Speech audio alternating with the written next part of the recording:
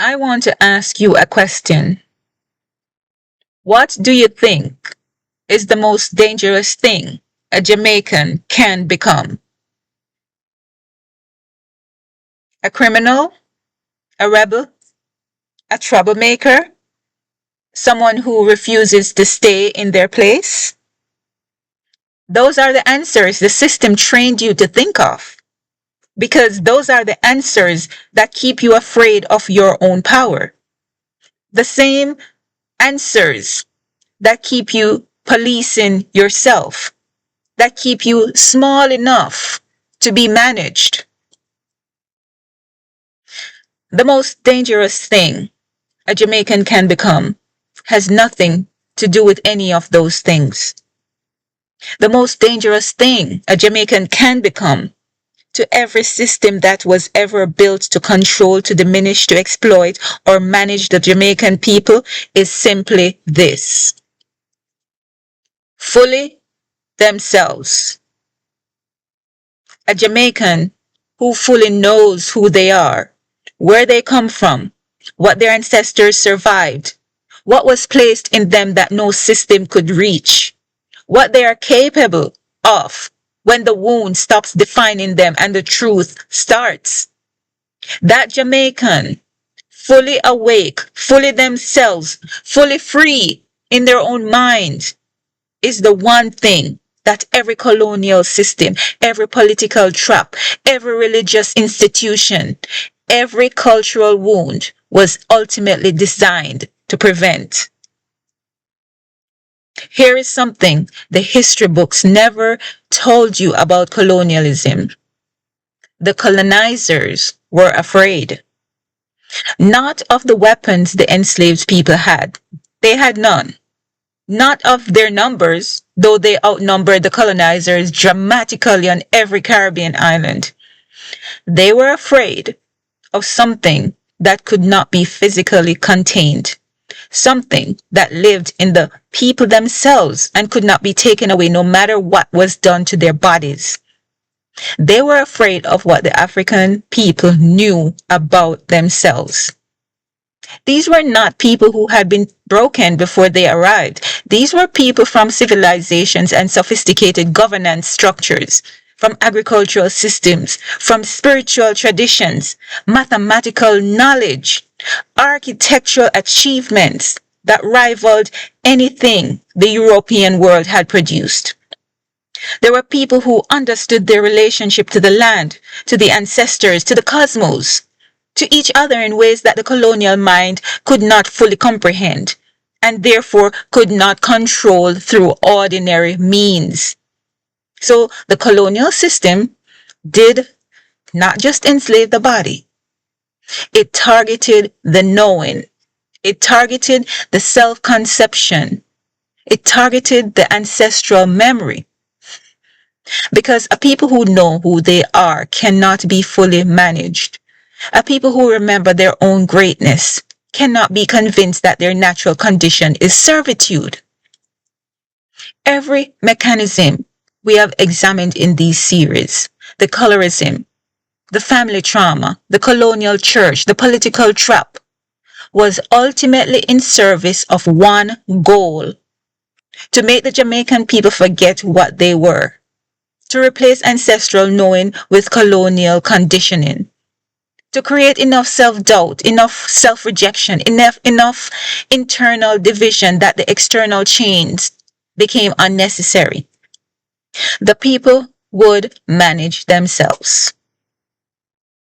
And it almost worked. Almost.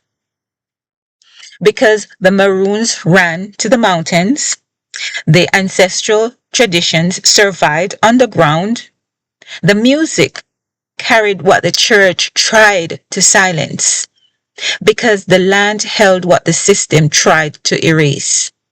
Somewhere in every generation, there were people who refused, in whatever way they could manage, to completely forget.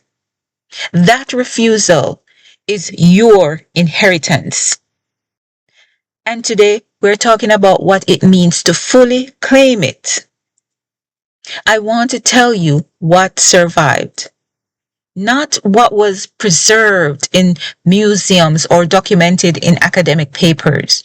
What survived in the bodies of the Jamaican people themselves, in the culture, in the daily life, in things that look ordinary from the outside but carry an ancient knowing that was never surrendered. The music. One. Reggae did not just happen. It was the latest expression of a musical tradition that stretches back to West Africa. The tradition of using rhythm and melody to carry spiritual truth, to carry ancestral memory and collective resistance when direct speech was dangerous and forbidden. Every reggae song that spoke liberation, every dancehall rhythm that carried the particular rhythm of Jamaican life. That is African ancestral communication in a new form. The music never stopped being medicine. Another thing that was preserved was the language. Jamaican patois is not broken English. It is a created language built by enslaved Africans who took the colonizers' tongue and transformed it into something uniquely theirs. A language with its own grammar, its own rhythm, its own logic, its own beauty. The creation of patois was an act of cultural resistance, a people making something entirely their own out of what was forced on them. The spirituality beneath the surface of Jamaican Christianity, in revival, in Kumina, in Rastafari, in the way Jamaicans pray and grieve and celebrate, the African spiritual DNA is still present. The understanding that the divine is not distant, but close, that the ancestors are not gone, but present, that the body is sacred, that the community is holy. These are not Christian innovations. They are African ancestral truths that survived the colonial church by going underground and emerging in new forms. What was preserved was the resilience, the particular Jamaican quality of refusing to stay down, of finding a way, of making something from nothing, of laughing in the face of circumstances that should have broken the spirit entirely. That is not a cultural quirk. That is 400 years of ancestral survival compressed in a personality trait. Every Jamaican who has ever said, "We little but we talawa," is speaking an ancestral truth that goes back further than Jamaica itself. None of this was given to you by the colonial system. All of it was kept alive despite it. That is what you carry. That is what was never taken. That is the fire that would not go out no matter how many times they try to extinguish it. I want to speak to you directly now, not to Jamaica as a concept, not to the diaspora as a demographic, to you, the specific person watching this. I want to ask you, who are you without the wound? Not who were you told you are, not who the system shaped you to be. Not the version of yourself that learned to be small so the world would leave you alone. Not the version that learned to be hard so nothing could hurt you. Not the version that learned to perform strength because showing vulnerability felt like death. Who are you beneath all of that? When the conditioning falls away, when the inherited beliefs about your worth are examined and released, when the comparison to a colonial standard of beauty, intelligence, success, and worthiness stops having power over you, who are you then? I will tell you what I know. Underneath the wound, underneath every layer of conditioning that was placed on the Jamaican people, is someone who comes from people who survived the unsurvivable, who carried civilizations in their bodies across an ocean, who built empire cultures in captivity, who kept their spiritual fire burning in secret for generations, who looked at a mountain and saw not an obstacle, but a home, who turned suffering into music that the whole world could not resist. That is who you came from. And that means that is who you are. Not despite your history, because of it. The wound is real, and the survival is realer. The suffering is real, and the fire that refused to go out is realer. You do not have to choose between acknowledging the pain and claiming the power. Both are yours, both are true. The healing happens when you stop letting the wound be the loudest thing in the room. So what does it actually look like? This fullness, this dangerous completeness of being fully yourself as a Jamaican. It looks like a Jamaican who wakes up in the morning and does not reach for someone else's standard before they have a chance to stand in their own. It looks like a Jamaican who does not measure their skin against a colonial ideal, who does not measure their success against a Western framework that was never designed to include them, who does not measure their worth against a religious standard that was handed to their ancestors by the same people who enslaved them. It looks like a Jamaican who supports other Jamaicans, not out of obligation, out of understanding. The understanding that every Jamaican business that succeeds is an act of ancestral reclamation. That every Jamaican professional who rises and reaches back is continuing the work the ancestors started. Every Jamaican parent who breaks the cycle of trauma is doing the most revolutionary thing any human being can do, and that's choosing to pass down healing instead of hurt.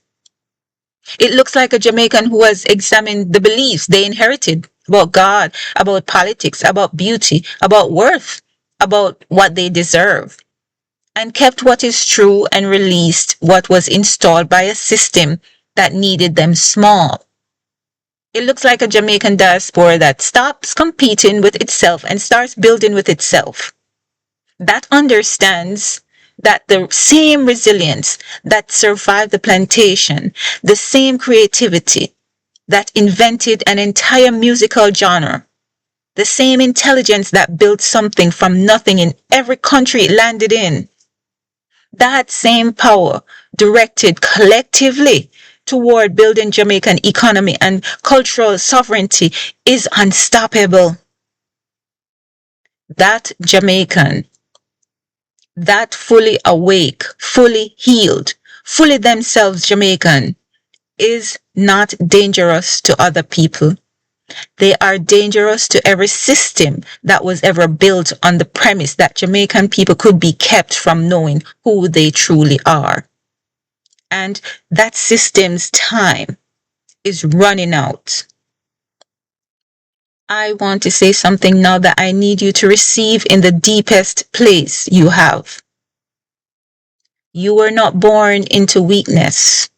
You were born into a people who looked the most powerful empire in the world in the eye, with nothing but their bare hands, their ancestral memory, their refusal to accept what was being done to them, and did not break. You were not born into inferiority.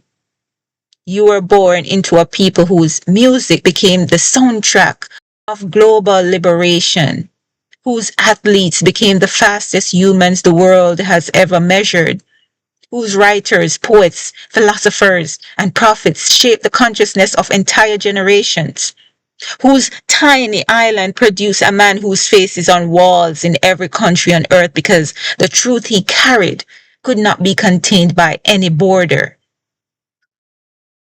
You were not born into shame. You were born into a people who took everything the colonial world threw at them, the ships, The chains, the whips, the laws, the churches, the schools, the political systems, the beauty standards, the economic structures, and survived every single one. And not just survived, transformed, made something beautiful, made something that the world could not look away from. The most dangerous thing a Jamaican can become is fully themselves.